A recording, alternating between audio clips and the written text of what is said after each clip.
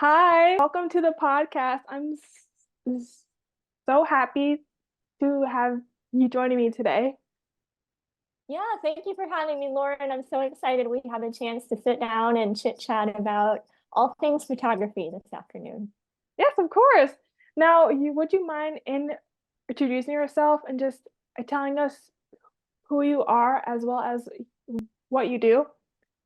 Absolutely. So my name is Nicole Young, and I'm the owner of Jacqueline Nicole Photography here in Houston, Texas. Thank you. So, how long have you been a photographer for? And with that question, would you also answer how how you became one? Sure. So I actually, first and foremost, became a photographer by the grace of God. I can't take credit for any part in my journey. But to answer that question, I also want to say that my parents have been a huge support in my journey through photography. And they are highly creative individuals. And so together, we actually have a family business where we renovate and design and build custom homes. And so growing up, I was able to watch them through the creative process, and that was modeled to me all through my life. And so I've always been drawn to the arts. And so I actually went to the University of Houston and earned my degree in hotel and restaurant management. And then from there, I discovered my love for hospitality and weddings too. And so I started in the wedding industry as a wedding coordinator and worked for a catering company as well. And I love to eat food and I love food, but I did not like serving food and having to feed 400 people in, 20 minutes flat. That was not my thing. So during that time is when I actually taught myself photography, and I went full time with my own company about 7 years ago. Oh, well, thank you for sharing that. Now, could you tell us what type of photography you specialize in? Sure. So I specialize in weddings.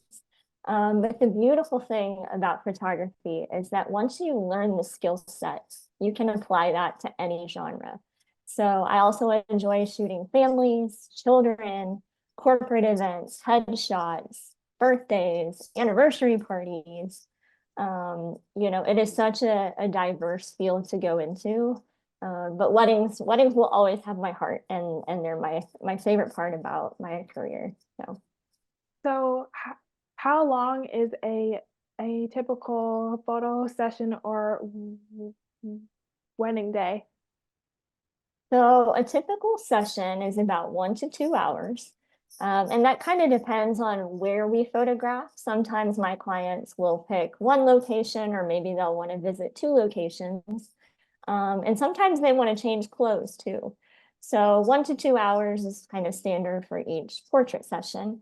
As far as a wedding day, that can range anywhere from 7 to 14 hours. Typically, if the wedding is at one location, it's about an 8 to 9 hour day. But I actually, last year, I shot a South Asian wedding, an Indian wedding, and it was about 31 hours of photography in a 48-hour period. So it was just basically we shot and then we ate and then we slept a little bit, and you wake up and you do it all over again. Um, so it kind of varies, but that's why I love this field so much.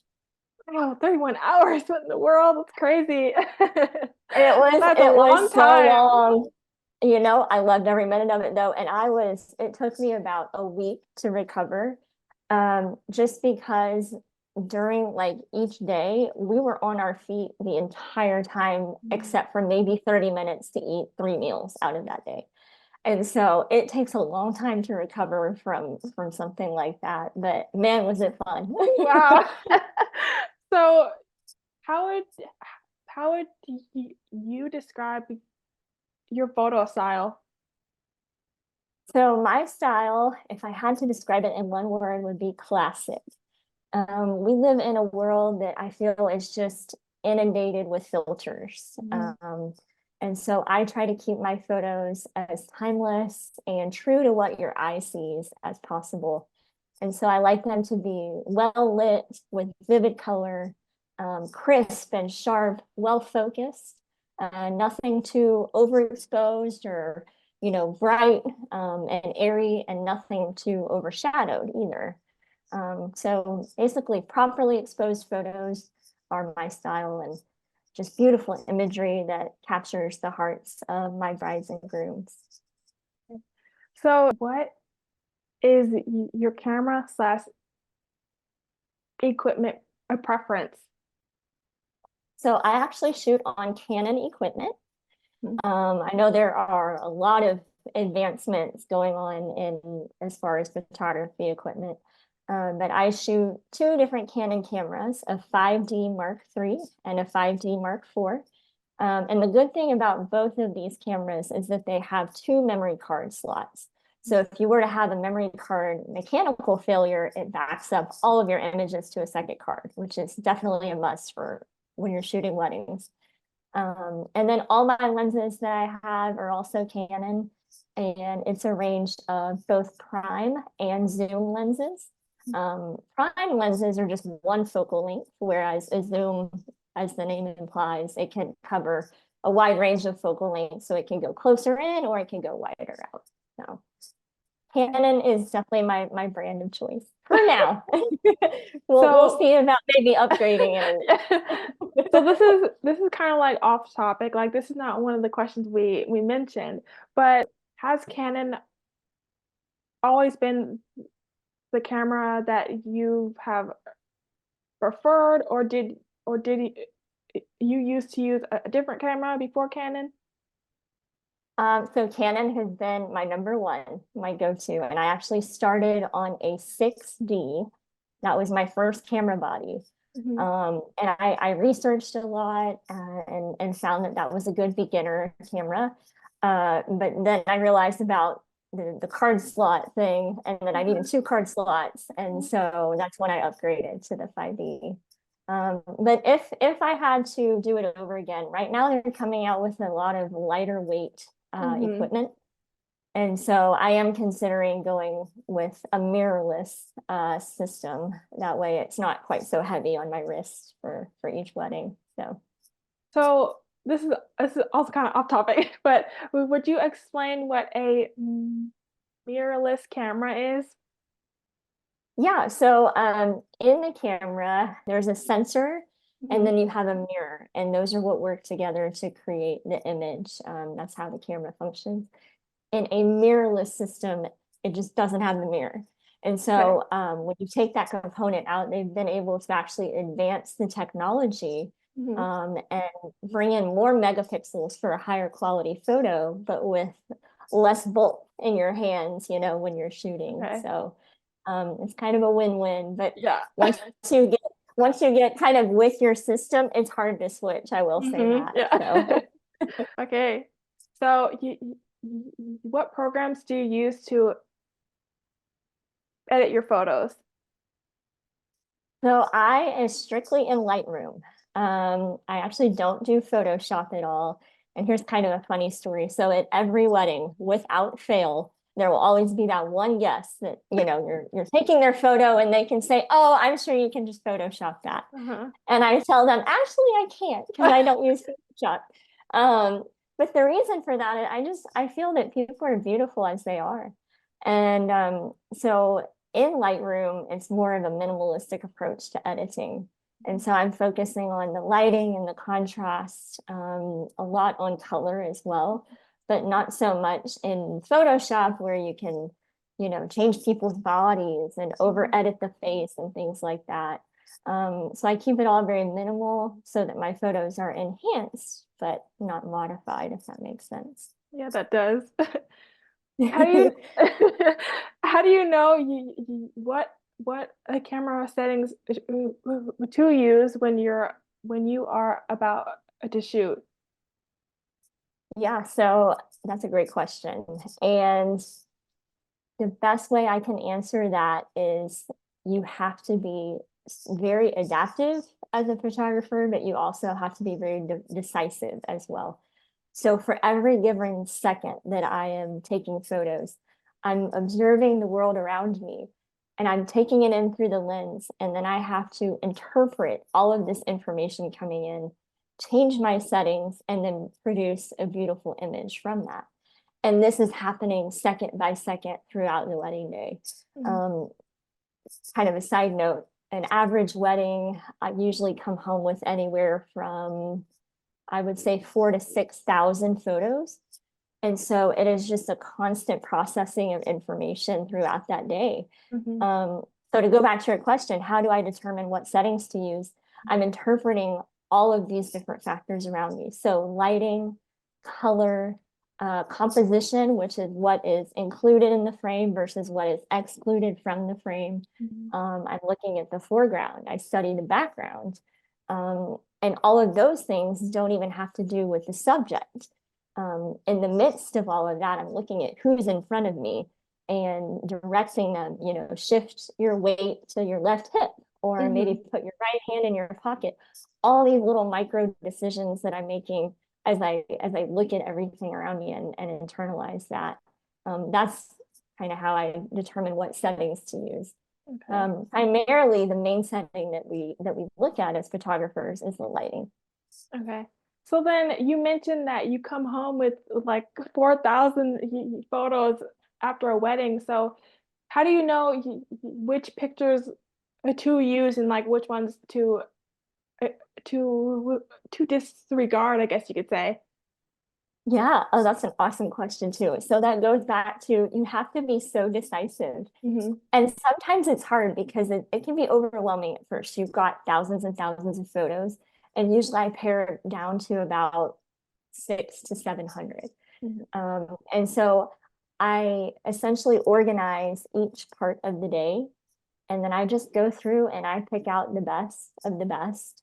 And I'll do one pass, what we call one pass through all the photos, and pick out the ones I like, and then I'll do a second pass through all of the remaining photos, and that's how I just keep narrowing it more and more, down to my 600 to 700 goal. But it is hard. It is really hard to pick sometimes, because you might have, a sequence of 10 beautiful photos from different angles and different backgrounds, and you don't want to overwhelm the client. And so it's our job as photographers to go through and pick the best that highlights them in the most flattering way. So thank you. Okay, why do you enjoy what you specialize in, and what is challenging about wedding photography? So what I enjoy, weddings bring together so many different things that I've always been passionate about.